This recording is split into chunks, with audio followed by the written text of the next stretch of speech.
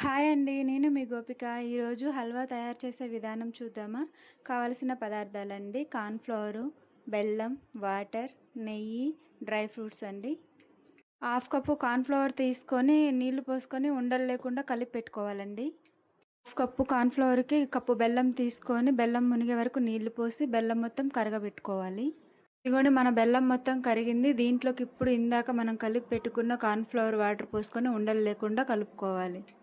ఇలా దగ్గరికి అయిందాక ఉంచుకొని దాంట్లో కొంచెం ఫుడ్ కలర్ వేసానండి. అలాగే కొంచెం నెయ్యి వేసుకొని మంచిగా కలుపుకోవాలి. ఇదిగోండి, హల్వా ఇలా మంచిగా దగ్గరికి వచ్చిందాక ఉంచుకొని గ్యాస్ ఆఫ్ చేసుకోవాలి. ఈలోపు కొంచెం ప్లేట్కి నెయ్యి రాసుకొని డ్రై ఫ్రూట్స్ అన్నీ అందులో వేసుకొని ఉంచుకోవాలి. ఇదిగోండి, మన హల్వాని ప్లేట్లోకి వేసుకొని సమానంగా అనుకొని దీన్ని చల్లారబెట్టుకోవాలి. ఇదిగోండి, మన హల్వా రెడీ అయిందండి. ఎంత స్మూత్గా ఎంత బాగా వచ్చిందో.